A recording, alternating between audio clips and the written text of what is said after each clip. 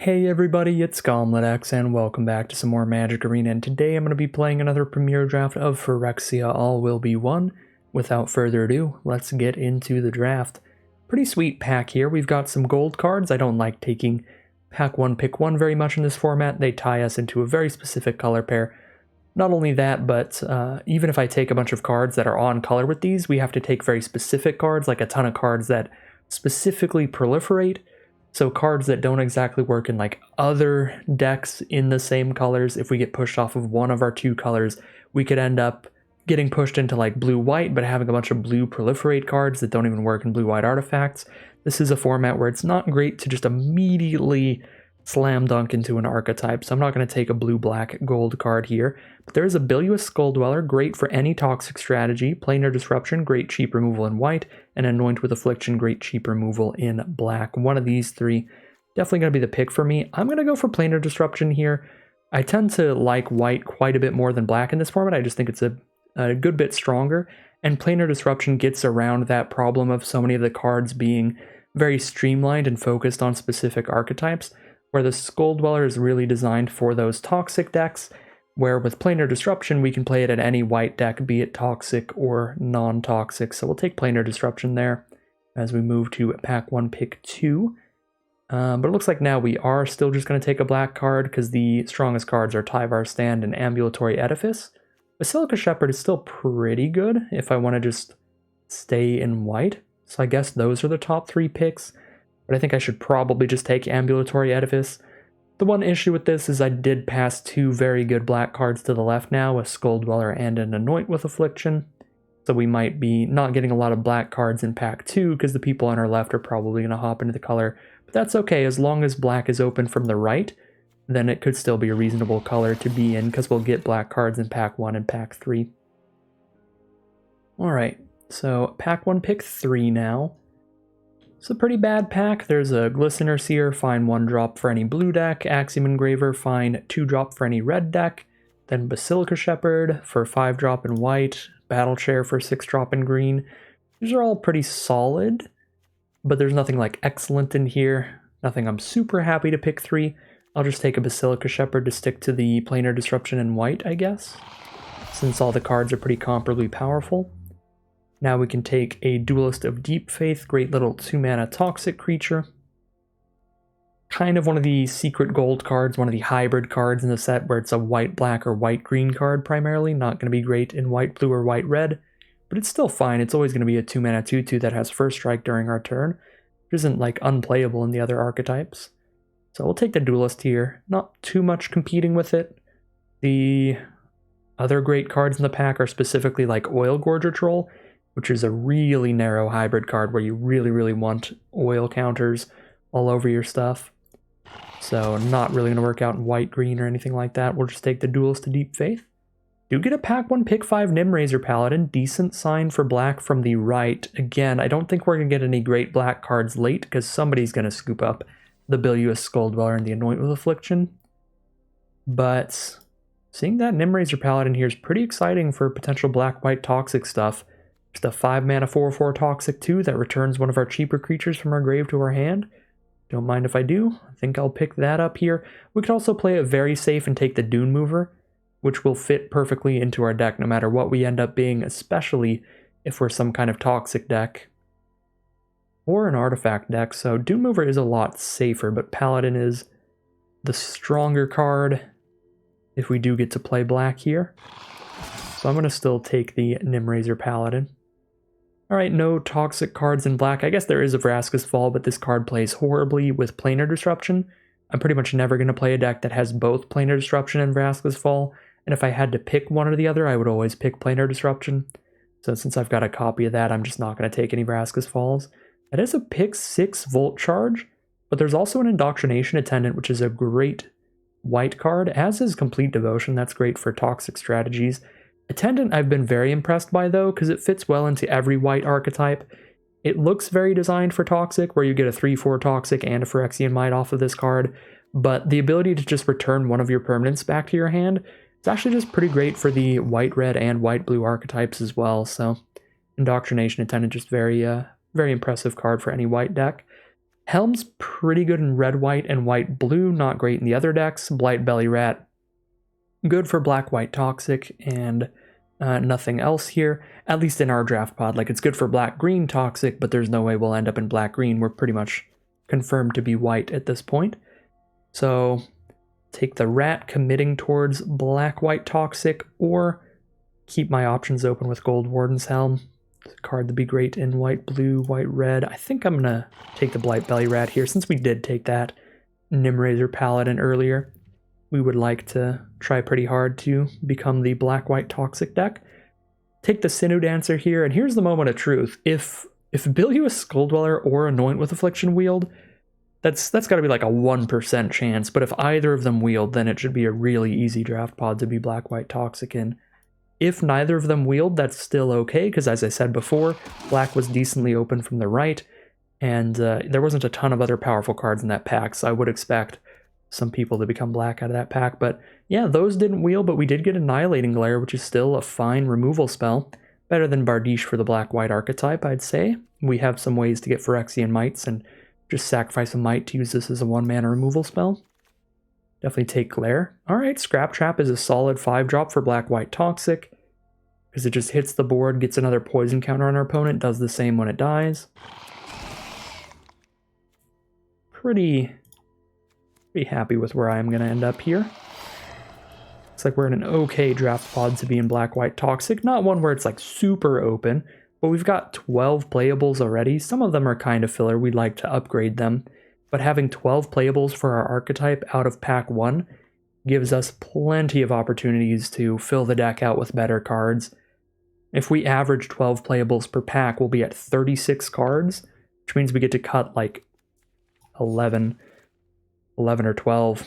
So really good stuff. And we've opened up an Archfiend to the Dross here, even though it isn't technically a toxic card, it's just a really, really powerful bomb rare. The one thing that can go really wrong with this card is if your opponent planar disruptions it to pacify it on the board, or mesmerizing doses it to lock it down on the board, then that's going to be a tragedy. But any time where your opponent can't do that, this is going to kill them really quickly with that 6 power. And the ability to make your opponent lose life as they lose their creatures. Alternatively, your opponent could try to outrace this, but it's pretty difficult. And if they do end up just using a removal spell on it, then that's still, a fine deal. So we'll take Archfiend to the Dross here. I think Drown and Ichor is the second best card. Really efficient removal spell that also proliferates another poison counter onto an opponent, which is great. But it's got to be the Archfiend. The card is huge. Alright, pack 2, pick 2 now. Like Porcelain Zealot a lot in toxic strategies. Makes it really easy to, even just buffing up Phyrexian Might tokens, make them more valuable throughout the game. So I like the Zealot a lot. Already have 1 Glare, don't think I need another. Don't love Siphoner, actually. It's solid because it can help you get corrupted, but there's a lot of things wrong with the card. Just being a 1/1 body for 2 mana is really bad when you're on the defensive at all. And there's a lot of things that can kill it very easily, especially in red, between a Cacophony Scamp dying, or a Hazardous Blast, or a Cinder/Ravager. I'm going to take the Zealot here, though. I also like Whisper the Dross quite a bit, but I think I take Zealot over that as well. So for me, Zealot's my #1 favorite. Whisper the Dross was my second favorite card in that pack. Alright, no black-white toxic stuff here, but there's a solid 2-drop in white. The Ambassador that can give itself indestructible by removing the oil counter from itself. Strong enough card to be okay even in a toxic strategy. Wow, Anoint with Affliction versus Vivisection Evangelist. I'm going to take the Evangelist because it can be a 4/4 Vigilance and blow up a card when it hits the board. But we do definitely want to take 1 2-mana toxic creatures really highly now, because we really need to consistently corrupt our opponent for this card to have that enter the battlefield effect. But it is tremendously powerful when we do. We'll take a Duelist to the Deep Faith here over Complete Devotion. Need to make sure I have enough toxic creatures. I'm just going to hate draft a Chimney Rabble, because I love the card so much, I'm not going to be excited about playing double Zealot's Conviction. But yeah, we really need to focus up on 1 2-mana toxic creatures here to make it really easy to get that fast corruption going, ideally. Got a lot of 5-drops now. Shepherd, Scrap Trap's probably the weakest, but Shepherd, Paladin, Evangelist is already 3 great 5-mana cards. I don't think I need another Basilica Shepherd. So I think I can actually just take the Complete Devotion here. Really good combat trick for this archetype, because your opponent needs to be blocking constantly to stay uncorrupted, and it's going to force them into some blocks where Complete Devotion can really get them. It can kill one of their creatures and draw us a card, which is really good. Infectious Inquiry is actually okay in here, because it's a guaranteed way to get a poison counter on our opponent, even if we don't manage to get through for damage. I don't think I need to take another Sinew Dancer this highly. I might play an Infectious Inquiry here. I am passing up on all of the tap lands, because I've found that you can definitely get punished for playing tap lands really heavily in this format. Ooh, pick 10 Whisper of the Dross. Incredibly happy to see that. Excellent addition to the deck. Works as a combat trick or a removal spell against cheap creatures, and also puts another poison counter on our opponent with the Proliferate. Also works well with the Archfiend of the Dross, can get another oil counter on it to give it more time. Alright, yeah, we've got really great 4s and 5s. So this next pack is where I'm going to try to do my best. Stay very focused, very diligent here. And take just like a 1-mana 1/1 Toxic like a Crawling Chorus over even like a Vivisection Evangelist power level card.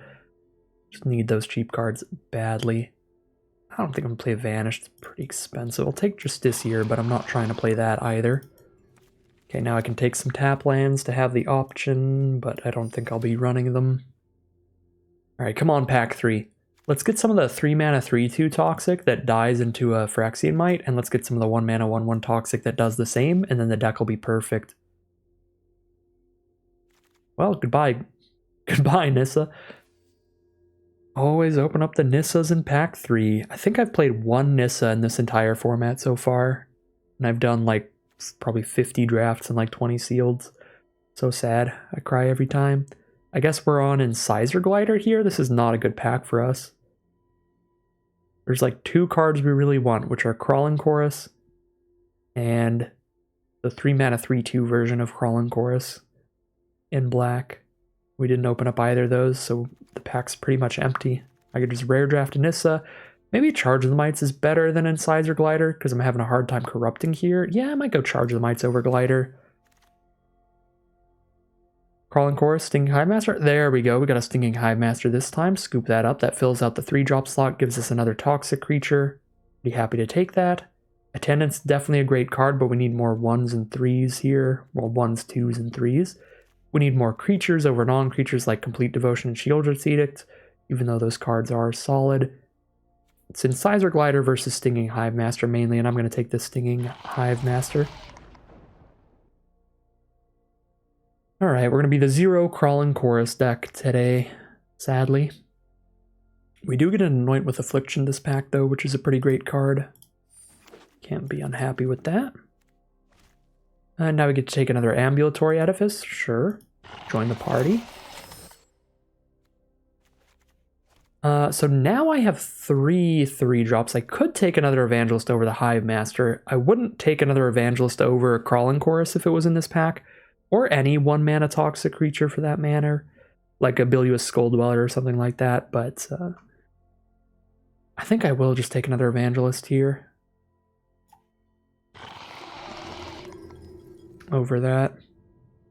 The Pestilent Siphoner would be fine in this deck as well, because we're lower on those cheap cards. I don't think I'm playing Testament Bearer. Double Evangelist and 1 Paladin over Shepherd, maybe? Actually, don't know what I'm going to do at 5 mana. We'll cut a Conviction for now. What do we need? I don't think I need another Glare. I'll take another Indoctrination Attendant. Don't know if it'll get played.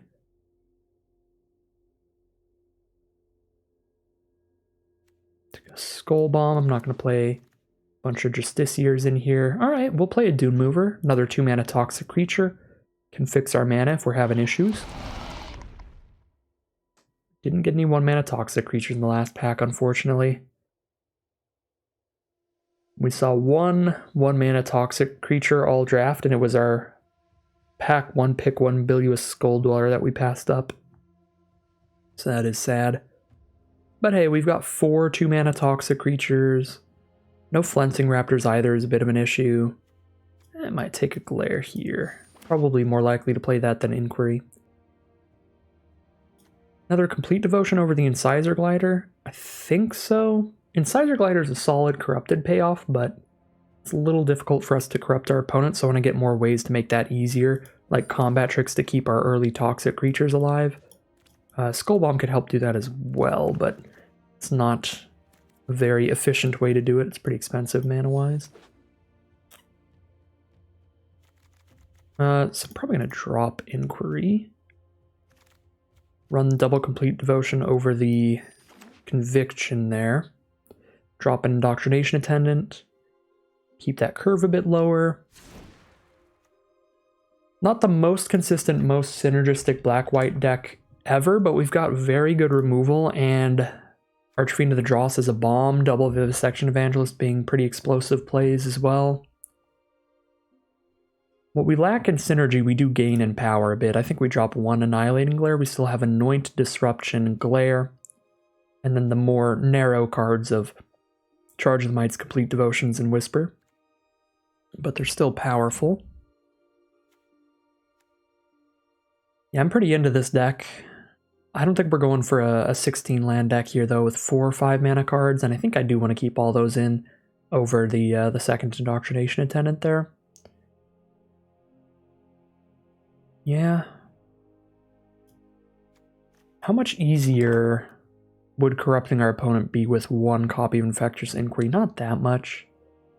But it's worth considering because of the double Evangelist, where corruption is so important for those cards. But I think I just like it as is. I think I'm going to call it a deck there. Alright, here we have a look at the final deck we'll be playing today. This is a black-white toxic deck. Not the most consistent, most synergistic build of the deck that I've ever drafted. We would prefer to have, a couple Crawling Chorus, maybe a couple more Hive Master in the middle here. That would make it really easy, really consistent to corrupt our opponent for our double Evangelist. But what we lack in consistency in this deck, we do gain with just sheer power. If we do corrupt our opponent, having 2 copies of Evangelist is pretty nuts. We've got an Archfiend of the Dross as a massive bomb, and we've got some pretty exceptional removal spells with Anoint, Disruption, and Glare, as well as really good pieces of interaction with double Complete Devotion, Whisper of the Dross, and Charge of the Mights. So some really good stuff going for this deck. Not the most consistent, super aggressive toxic curves, so it isn't perfect. No Flensing Raptor as well is a bit of an issue, but overall, still quite a solid deck here. Maybe a little bit above average or just right around that average mark. Hopefully get like a 3-3, a 4-3 out of this one. But without further ado, let's get into the gameplay and see how it does. Alright, here we are on the play for game 1. We've got a turn 2 Dune Mover if we want more lands. If we don't, then we just have a nice little toxic creature to Complete Devotion, draw another card. Definitely do want to hit more creatures, but we've got great interaction in the hand. And it's not going to be like super easy to corrupt our opponent, but definitely possible with Charge of the Mights as a potential follow-up to the Dune Mover. Barbed Batterfist is going to be our opponent's play. Even if we Complete Devotion, we won't win that combat, we'll just trade. So I think I'm going to pass here. Let them attack me and then play Charge of the Mights post-combat. Or 2 Phyrexian Mights. But we do want to work pretty hard to corrupt our opponent, even if we don't have a Vivisection Evangelist in hand with 2 of them in the deck. A pretty major goal to get our opponent to 3 poison counters. Alright, Raptor is going to be a little annoying, but we can glare that soon enough.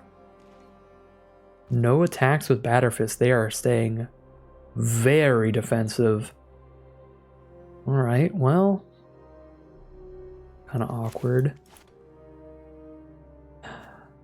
Do want to do something with my mana here on curve. The Mights are not very good against that Raptor, but we get to glare the Raptor soon enough. It's kind of awkward. This might not pan out, but I think I need to keep using my mana on curve ideally. Ooh, Whisper of the Dross. Kill the Batterfist, and then I can Complete Devotion the Raptor. if they block Dune Mover. Don't get to proliferate at all if I use Whisper of the Dross right now, but then I would get to keep both mites, which is probably better.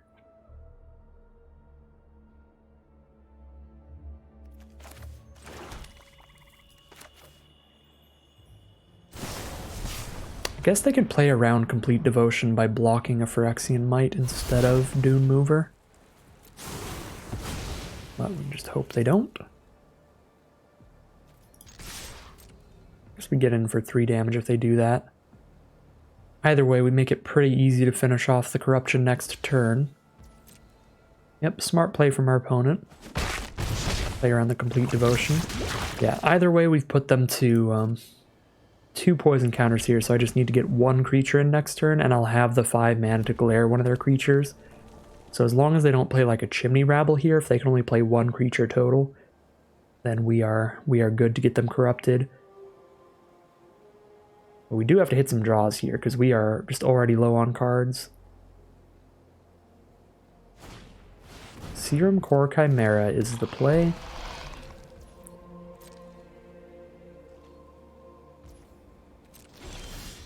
Alright, Indoctrination Attendant, that is a good draw.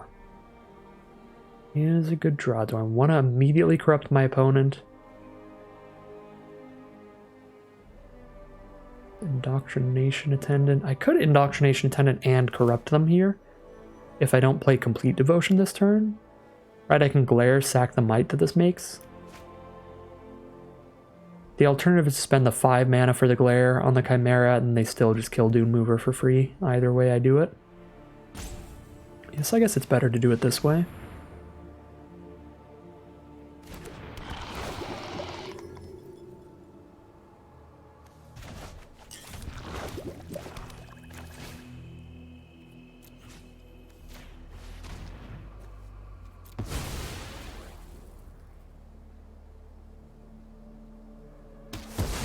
So sacrifice Dune Mover to corrupt our opponents, and then we're just going to be chilling. We'll just be sitting here now.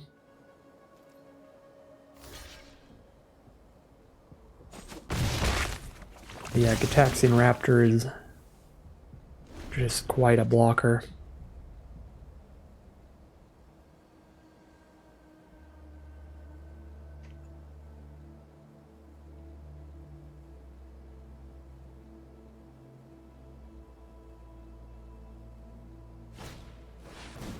Oh, Lord. 2 Gitaxian Raptors. That is just an entire brick wall that we are never getting through. If they double block, we can have a 5/6 Indoctrination Attendant. They can make one of the Raptors a 4/1. They could make both Raptors a 3/2. Yeah, the only way they kill Attendant is if we kill both Raptors, if I Complete Devotion. So actually we still have a Complete Devotion attack here. Should have realized that before I played Ambassador.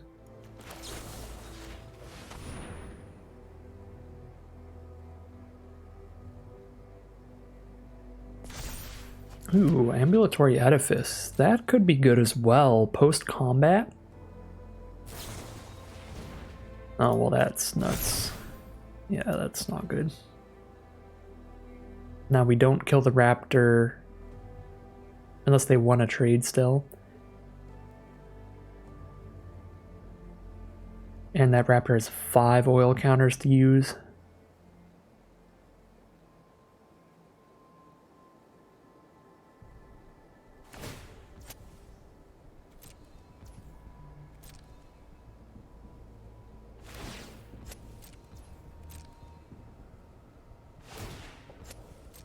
Alright, opponent is going to go for the trade here.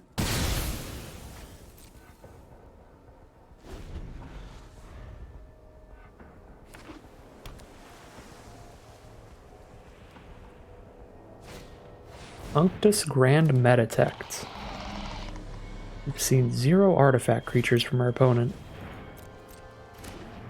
Kind of a weird one, but okay. They can dump mana or pay life to turn their other creatures into blue artifact creatures, get the draw, discard, and the +1/+1 going. Alright, well, that was not a good draw. Send in the ambassador. Get our indestructibility, then edifice the raptor.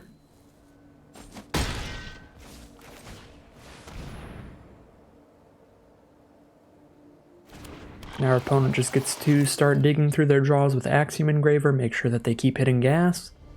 And that is probably going to seal our fate here. With a card filtering engine like Axiom Engraver on board, our opponent is all but guaranteed to draw better off the top than we are, and we're already in a top deck war, a bit behind in card advantage.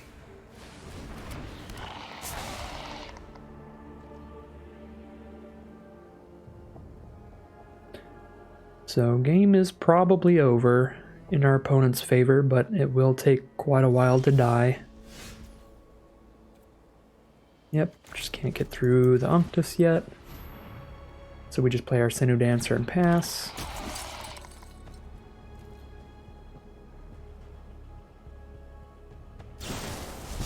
Awesome. Get a Volt Charge as well to shoot the Sinew Dancer, throw the oil on the other creatures.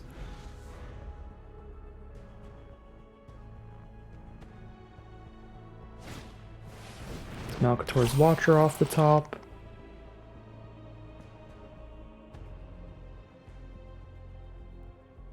Buffed by the Unctus, so it kills us in 9 swings by itself, but they have other attacks on board potentially. We don't have very good blockers here. Turn Engraver into a 2/2. Alright. Interesting. We hit a Planar Disruption. I'm not going to have attacks no matter how I use the Planar Disruption. Is it worth it to disrupt the Axiom Engraver? Problem now is even if I disrupt Axiom Engraver, Unctus can potentially draw and discard cards every turn. Like, they have multiple ways to be looting. As soon as they can get another card that proliferates, like another non-creature card that proliferates, that would put a third synthesizer, third oil counter on synthesizer when they cast it, and a fourth when it proliferates.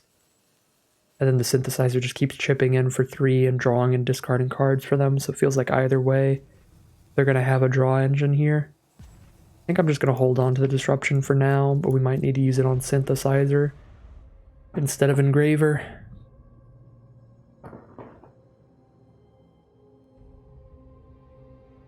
I do take 2 damage a turn from Malcator's Watcher, but that's a lot less than the 4 a turn I could be taking from synthesizer later. They just spend the 1 blue mana to turn it into an artifact creature each turn with Unctus's ability. Alright, looks like they top decked.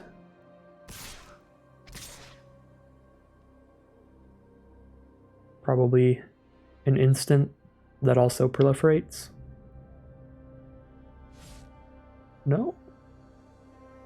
Maybe not. Maybe they were just turning on the synthesizer just for a regular everyday attack? Yeah, I guess that's what it was. Maybe I should disrupt the synthesizer preemptively? I don't know. I don't feel like it matters too much. It's probably more likely that it's correct to either disrupt Engraver or synthesizer immediately, then wait and see if they draw something better. But there are a lot of really explosive cards in the format that I would want to be able to disrupt. Yep, hitting the dose for the synthesizer, definitely very bad.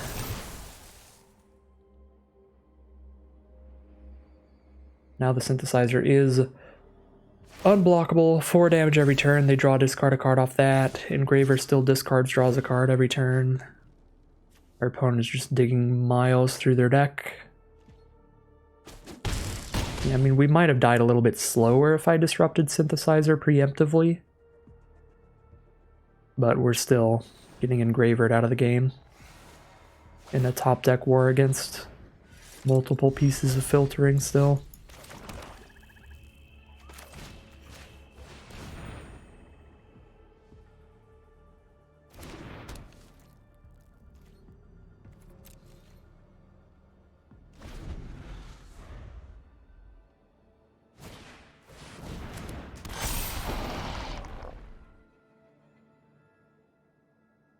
Hiker Plate Golem off the top for our opponent.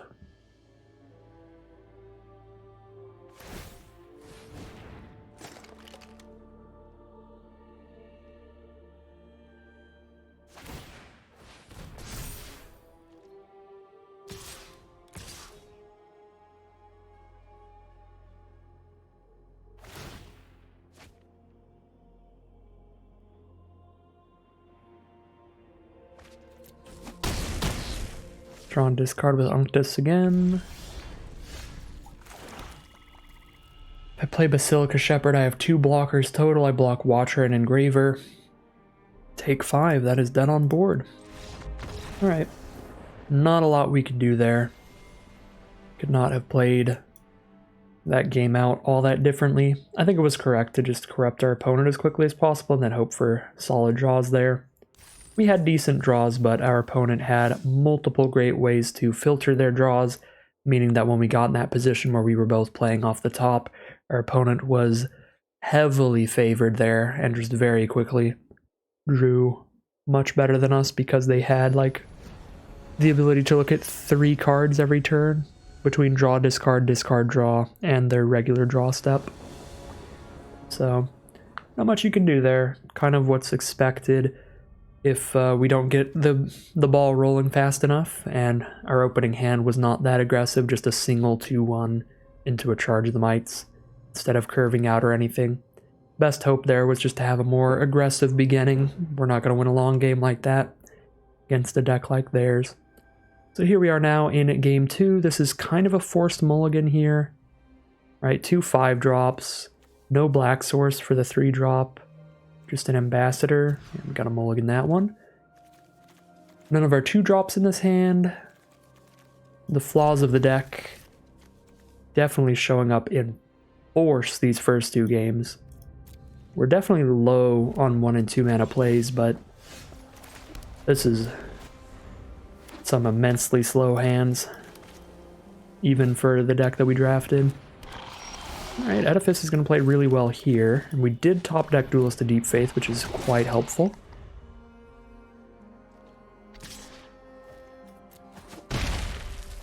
Opponent is on red-white. They're going to drop an Axiom Engraver. Stinging Hive Master attacks into that pretty well, but Edifice also attacks into it fine, and it kills the Justiciar. Turn it hits the board.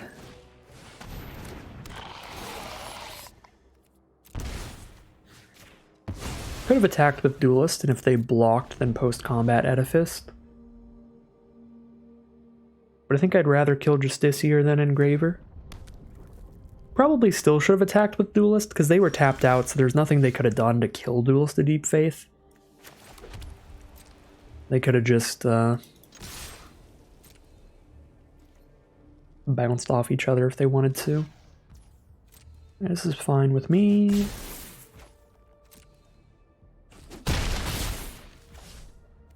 Play Hive Master here.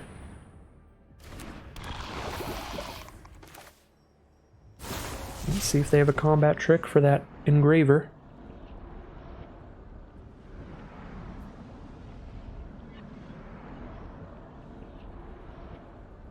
Playing this post-combat so that if they had a way to save it and it was a big enough combat trick to kill the Duelist, they don't get to kill the Duelist anymore, they're just saving the Engraver.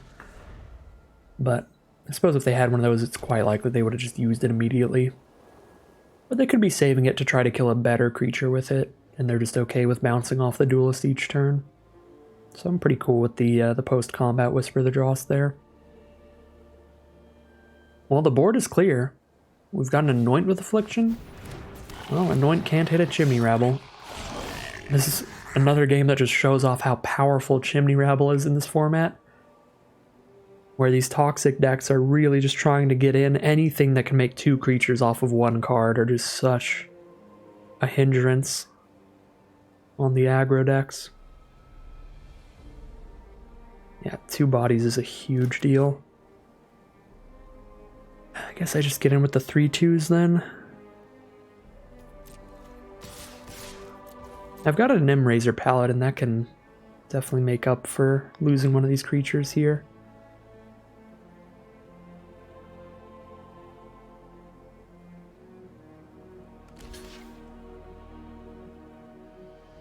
Trade into the edifice? Sure. I'll play the Sinew Dancer and I'll hold up the Anoint with Affliction. If they play anything cheap.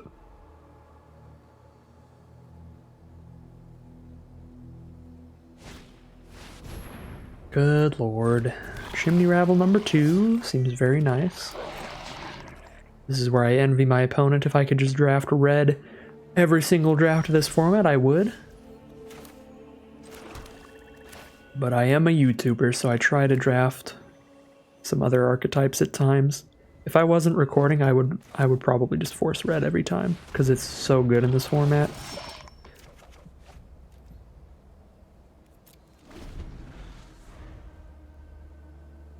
Very deep color with multiple commons like Chimney Rabble that just play equivalently powerful to most of like the best uncommons in the format.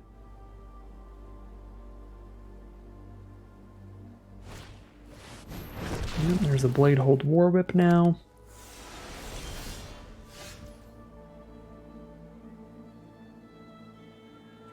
Anoint the War Whip, Edifice a token, and then we get in a lot of our board, not the entire board.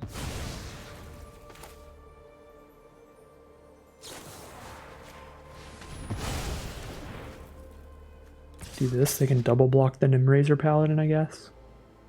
Like the worst scenario for us, and that's still not that bad. Clear the board with that.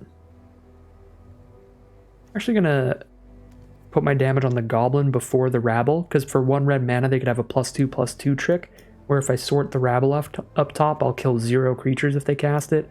But if I put the Goblin here, then if they have the +2/+2 trick, we'll still kill the Goblin token.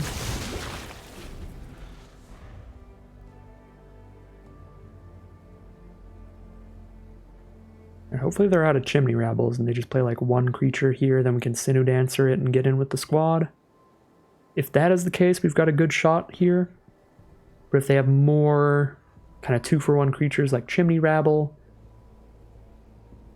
then they still have a really good shot at stabilizing.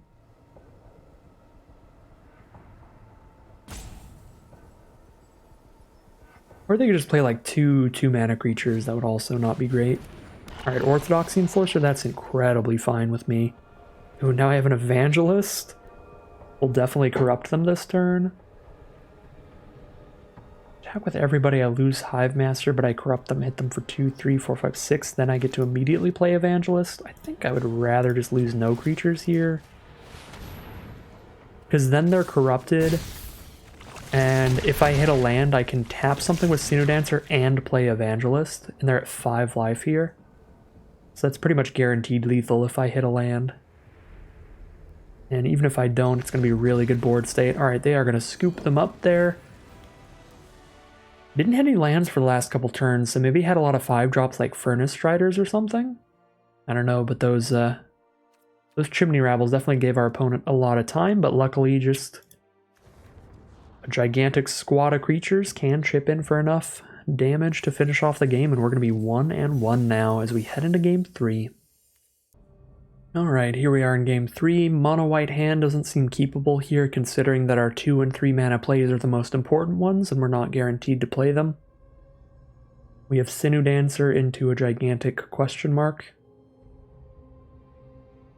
If I immediately hit a swamp, the hand's excellent, with Sinew Dancer into Rat, into Hive Master, into Attendant. But if I don't hit a swamp for a while, this is going to be just far too slow. I'm going to take the mulligan here. Better mana, but a much worse curve. If I hit another black source, the Archfiend's going to be massive. I have no ways to corrupt my opponent. Really strongly dislike this hand as well, but it is probably better than our average 5-card hand by a bit. Wow, well that's not good. When you ditch one of your 2 copies of a card because it's very bad in your hand, and then you just draw the other copy off the top. RIP, I cry every time. Alright. We are already just walled off by this Scrap Gorger. Our opponent's in the strongest color pair in the format, with a turn 2 Gorger into turn 3 Rabble. And now if I miss a land drop here, I did keep a 3-lander. But if I miss a land drop, then I can't do anything about this. Alright, well, Dune Mover grabs the swamp.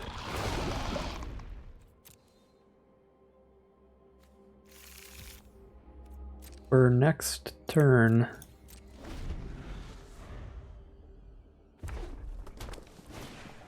Good lord. Scrap Gorger turn 2, Chimney Rabble turn 3, Chimney Rabble turn 4.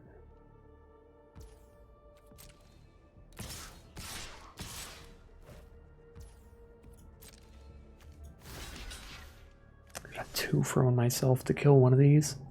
I have to block it with 2 of my creatures or block and Whisper of the Dross.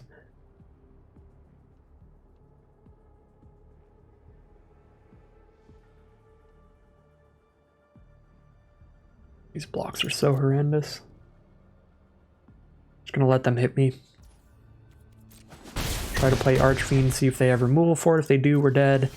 If they don't, that starts blocking profitably, and we can try to kill all of their creatures after the Archfiend's on board instead of before. We can make them lose some life. Maybe, fingers incredibly crossed, get there off the Archfiend damage. Alright, Axiom Engraver, Barb Batterfist. They're just going to Hazardous Blast me for sure. They've already got well over 10 damage on board.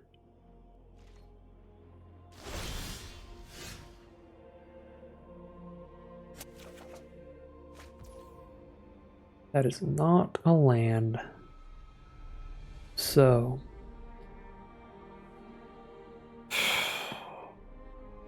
4, 6, 7, 8, 9. 9 damage on the Crackback with Hazardous Blast. If I Whisper of the Dross, they're 3-1. I guess it's still 10 damage if they just move the Batterfist over.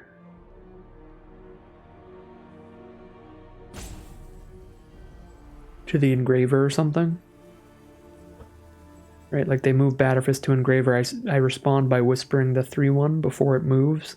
But then I take 1, 2, 3, 4, 5, 6, 7, 8, 9, 10. They do have the mana to do that with Scrap Gorger. If I just hold off on blocks, there's no way I'm winning this because Archfiend is just going to kill me. So I need things to go just monumentally right for me. Just attack with Archfiend and hope for massive misplays of some kind. Well, no Hazardous Blast is a start.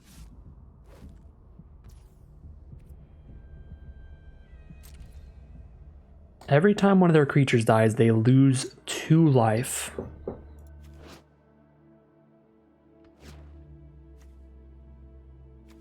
One, 2, 3, 4. They just have a combat trick, I'm dead here, but if they don't, then they're dead? Because I hit them for 1, 2, 3, 4, 5, 6 with Whisper of the Dross. Puts them to 7 life. Then I hit a land for Annihilating Glare, kill one of their creatures and hit them for 6. That would be lethal. That's our kind of 1 out here. If they don't have a combat trick here, we just drain them for 6 life. 2 more life with Annihilating Glare next turn and finish them off with Archfiend in the Sky. Yeah, let's see.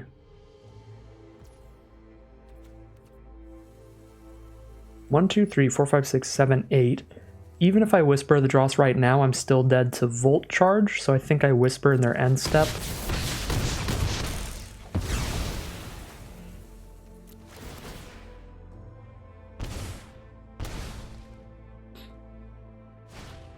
Lattice Blade Mantis.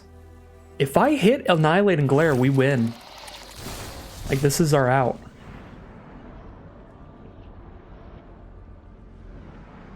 If I hit just have 1 land here. Come on, baby. Land off the top. Oh my god. And that's called playing to your outs, ladies and gentlemen. That is called playing to your outs. start well behind with Scrap Gorger into turn 3 Chimney Rebel into turn 4 Chimney Rebel, but we do get the mana to play the Archfiend. Then we have to think, what is the only way we maybe win? Somehow we can stack up enough damage with this Archfiend. Maybe we win if I just sit here and try to maintain blocks. Archfiend's going to kill us eventually, or they could top deck a Hazardous Blast and get through all our blockers and kill us anyway. So we need to just try to Archfiend into them as aggressively as possible, get as many death triggers as possible, killing creatures, try to find lethal, and we did. Huge, huge plays there. Very lucky way to end that game. After a sketchy start, we are now 2-1 as we head into game number 4. And here we are for game 4, not a keepable opener with no creatures. I mean, technically Charge of the Mites, but still not keepable. Well, this is the exact same hand. Mold 5 on the play, let's go. Alright, 2 creatures this time, still kind of a 3-lander because of Dune Mover. We gotta get rid of the Devotion. Alright, not a great start, down 2 cards immediately, but maybe we will draw like an absolute champion. We'll see. Oops. I've got Basilica Shepherd that needs double white and an Archfiend that needs double black, that's it. One of each. Could play both these cards in one turn off of double white though, so I think I take the plains here. Because I could end up going like turn 3 Edifice, turn 4 Disruption plus Ambassador.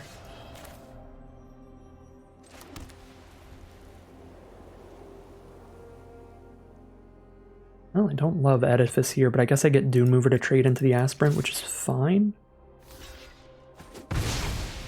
Okay.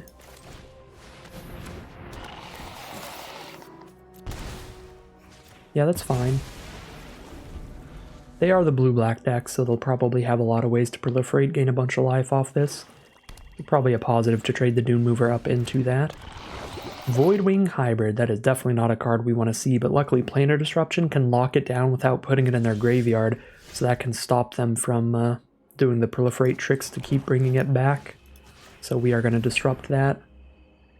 Opponent probably has Whisper of the Dross here, which is going to play really well against Bladed Ambassador, unfortunately. But there's nothing I can do about that. It doesn't really matter when I play the Bladed Ambassador, they can always just Whisper of the Dross it for -1/-1. They've got Annihilating Glare. Gonna play pretty poorly for us when they sack the hybrid and blow something up, but it would play poorly for us no matter what we disrupted, and if I didn't disrupt hybrid here, we weren't going to be doing anything for a while. No Whisper of the Dross. I wonder what their 1 black mana instant was then. Or they were just playing in full control mode or something. Alright, I can't really get through a 2/4 body now, so we'll just play Hive Master and pass.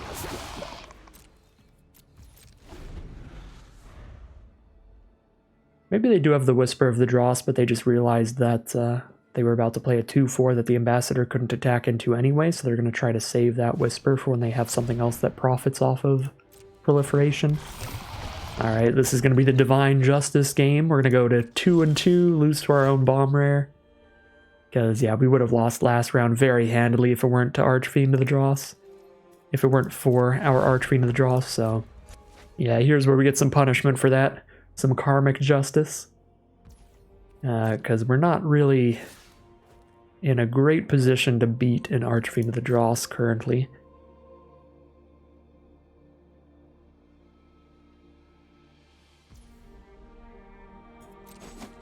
Down to 12. Take that 6 damage to the face.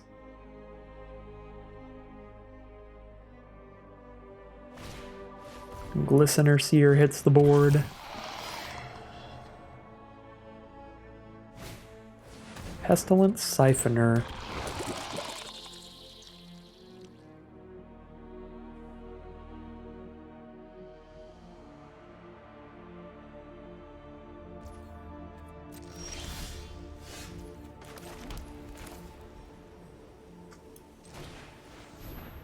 Probably still gonna die, but Sinew Dancer does give us that small chance of constantly tapping the Archfiend down until it runs out of counters, but our opponent is on a Proliferate deck with Voidwing Hybrid and Scheming Aspirant in there. So even if I can somehow lock down the Archfiend of the Dross turn after turn, It's still going to drain me for 2 life every time one of my creatures dies. And they're just not going to, yeah. They're just not going to run out of counters on it anyway. Alright, we're just dead. I'm pretty much just already dead. 7.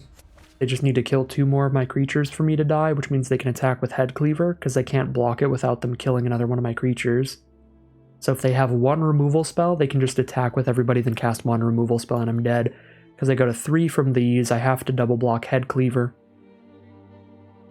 Which puts me down to 1, and then I just play 1 removal spell, and I go down to -1. Alright, maybe no removal spell yet, which means we get 1 final turn after this.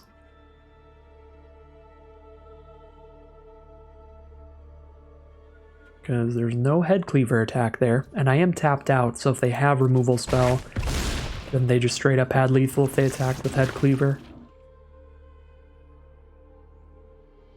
So I expect they do not.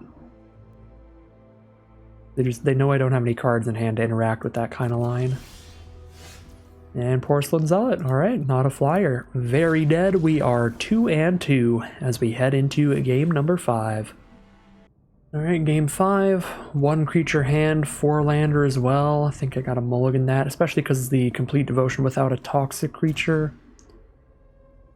Alright, Dancer into Ambassador into Edifice if I hit a swamp, but only if I hit a swamp. Not a very good 6-card hand, but I do have Dancer into Ambassador with a Complete Devotion. No toxic creature for the Complete Devotion again. Probably marginally better than the average 5-card hand, so we'll keep here. I'm dropping the 3rd Plains because I really need to hit a swamp regardless. The 3rd Plains is actually of no value to this hand, because there's nothing in the hand that needs more than 3 mana that doesn't specifically need a black source as well.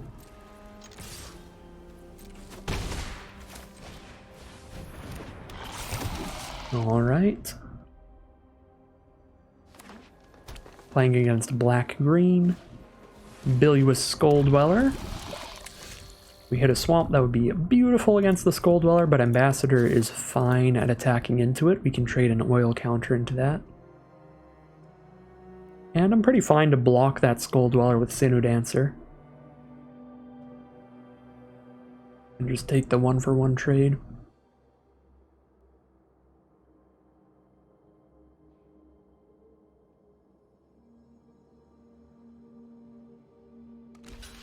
They're gonna go for the kill on my oil counter, alright. The oil counter is dead. 3 mana now from our opponent. There's a Contagious Vorak to get in there. Very good 2-for-1 value play. 3 mana for a 3/3 and you draw your 4th land. Pretty big 2-for-1. This is our 2nd missed land drop, so we kind of have to just pass here. I could attack Ambassador into Vorak, that wouldn't be horrible, but it would just be a straight up trade. And then I'd be out of stuff.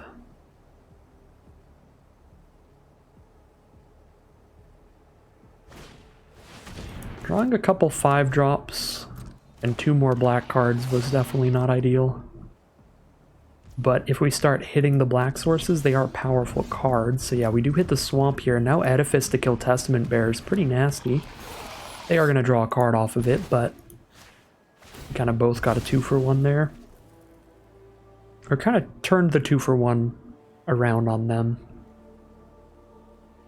Where they still draw a card off of Testament Bearer, but we didn't actually have to spend a card to kill it. So we're not exactly down a card in that exchange. It's just kind of a 1-for-1.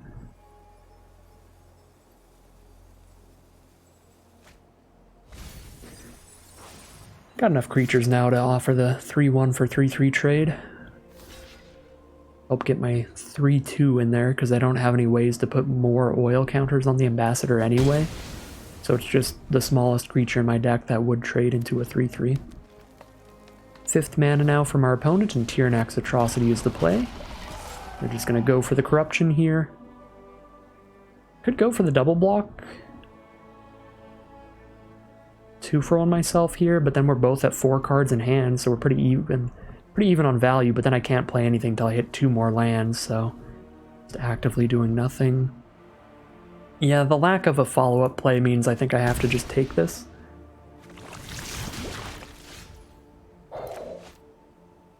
Complete Devotions are really bad without a toxic creature.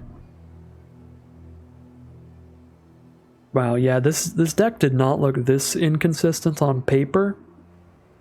But wow, these games played out really badly, just drawing the wrong cards at the wrong times. Just not enough like 1/2 mana toxic creatures or Flensing Raptors or anything like that. Hitting double Complete Devotion is just such a... I'd say it's like such a death sentence, but I guess not. Not like a death sentence, but like... It just feels like we're down 2 more cards because these do almost nothing without the card draw. They're very mediocre combat tricks. Alright, I'll still 2 from myself to kill the Atrocity, but we'll just sack the 1/1 to do it. Because we're miles away from having enough mana to keep tapping every turn and still playing spells.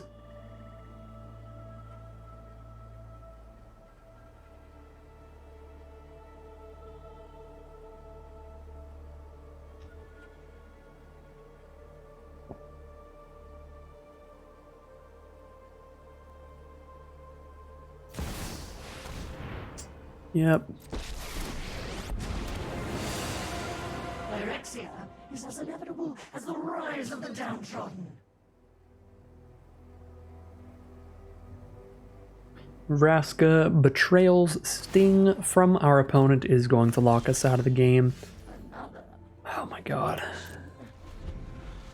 Didn't even hit a land here, so everything is uncastable. Even with the treasure token from our opponent.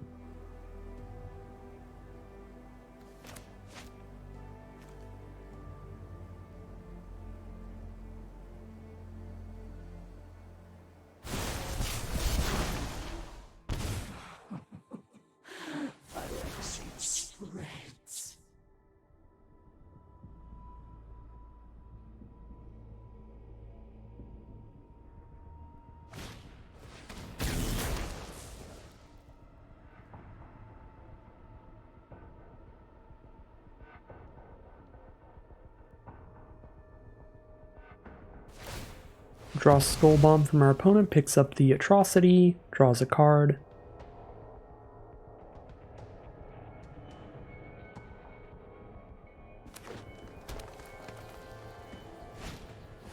And then Chittering Skitterling. No other creatures on board to sacrifice, but still a potentially good value engine there. It can sacrifice itself, so if I anoint, they're just going to sack it, draw a card anyway. That is also not a land. I'm just going to scoop them up here. We're not going to get through this Vraska. That is just going to end the draft run for today. A lot of mulligans today. A lot of just inconsistent stuff with the deck in general. But that is definitely a big flaw of the deck. It's not entirely just bad luck here. I think our deck is flawed for sure. But those flaws definitely came in and hit us a lot harder than I had expected them to. One of the things I really don't like about the toxic strategies in this format, you do need a really, really consistent curve of those 1/2 mana toxic creatures, or you can hit a lot of the wrong things at the wrong time, and your things can really not play out well, like we saw happen a lot today with Evangelists in our hand that just don't work. Ideally, again, the stuff that would have made this deck a lot more consistent is if we could have had 1 Bilious Skull Dweller or one or 2 Crawling Choruses, and a couple Flensing Raptors at 3 mana. Those would really help us make that toxic curve very consistent, but we just didn't see any of those cards in the entire draft. I don't think we saw a single copy of Crawling Chorus or Flensing Raptor. If we did, it was like really, really early when I still wasn't committed to like toxic yet. We definitely saw a Bilious Skull Dweller, but it would have been our pack 1 pick 1. So after pack 1 pick 1, we didn't see any 1 mana toxic creatures, didn't see any Flensing Raptors. Cards like that are really, really important to the toxic archetypes, and you really just need a mountain of toxic stuff, and even then, sometimes you need to draw the right cards at the right times. It's definitely a risky strategy to draft, whereas just like any combination of like red, green, white good stuff, like white, blue artifact, stuff like that, pretty much any non-toxic strategy, you can always end up with a consistent deck at least, where it's pretty hard to draw like the wrong cards at the wrong time, and you're always going to end up with a decent pile of cards.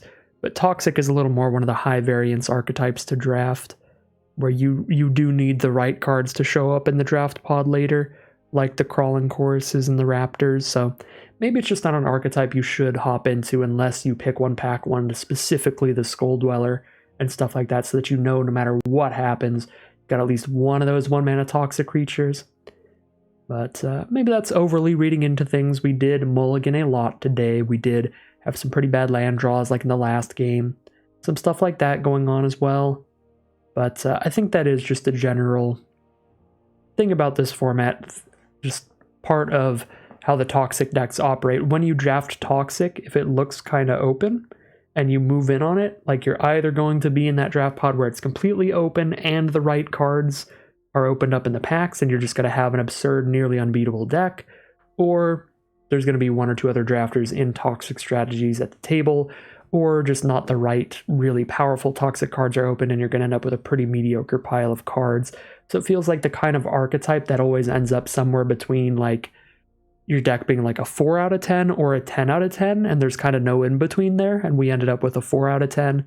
Whereas I feel like whenever I draft red-white artifacts, red-green oil, white-blue artifacts, anything like that, when it looks decently open, it's much more the kind of archetype where our deck is going to end somewhere between a 6 out of 10 and an 8 out of 10, right? Like very low variance, where it's like going to be a little above average, or it's going to be pretty good, but it's never going to be like completely absurd, super excellent, like these toxic decks could be, but it's also never going to be super terrible, like these toxic decks could be. So just more my cup of tea, those kind of archetypes. So I don't know. That's all I really have to say there. Probably could have drafted a little better. Again, I think even now, even as somebody who's drafted the format a bunch and does constantly say to take 1 and 2 drop cards early, I think I still don't do it often enough. But unless I really had the blinders on, I don't think we had a ton of opportunities to grab good 1 and 2 mana toxic creatures. We could have grabbed some more corrupted payoffs with the 2 mana 1/3 that gives the whole board +1/+1 every time it attacks if your opponent's corrupted. But that's not what this deck needed. This deck needed more ways to corrupt our opponent rather than payoffs for doing so. I guess, I mean, maybe could have done like a little bit more in deck building, like we could have ran the Infectious Inquiry, but that's really about it. There's no toxic creatures that we aren't running except for a 4-drop and a 5-drop, and we're doing good on those. It's the early toxic stuff we needed to help get corruptions in there. So, I don't know. 2 or 3, not the end of the world. This deck was definitely not great. Definitely probably a bit below average there with just its inconsistency in general. So 2 and 3 is certainly not the end of the world for it. But it is always a bummer to get less than like a 3-3, especially a 4-3. 4-3 is where you break even. 3-3 is where you don't feel bad about it. But getting a 2-3 or less is a huge loss of gems, losing 1,250 gems out of the event. So a bit of a bummer today. But on the plus side, we've got some very cool new stuff on the horizon. Right around the corner, tomorrow, Shadows over Innistrad Remastered launches on Arena, and I'm going to be diving headfirst into that format. We're going to do a ton of drafts of that set. That is going to be the primary set on the channel. Much like when any other set launches, I'm going to draft pretty much exclusively that until the Arena Open on April 1st and 2nd. We'll be doing videos for Arena Open Day 1 at least. I'll give it a few shots. If we make it into Arena Open Day 2, we'll have a video for that as well. And then after that, we got plenty of variety drafts coming up until the launch of March of Machines. So we're in an incredibly exciting time for limited players, for drafters like myself.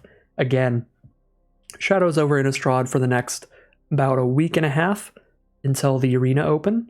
So that's going to be super spicy.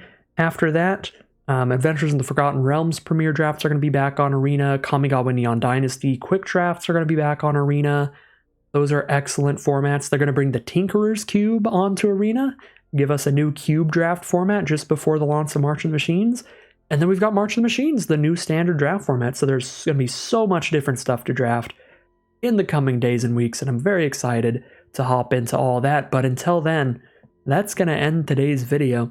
If you enjoyed this video and would like to see more like it, you can always like, comment, and subscribe to tell the YouTube algorithm to send you some more in your recommended feeds. If you'd like to hang out with me live, you can check out the Twitch channel in the link in the description below. And if you'd like to support the channel directly, you can check out the Patreon link in the description below.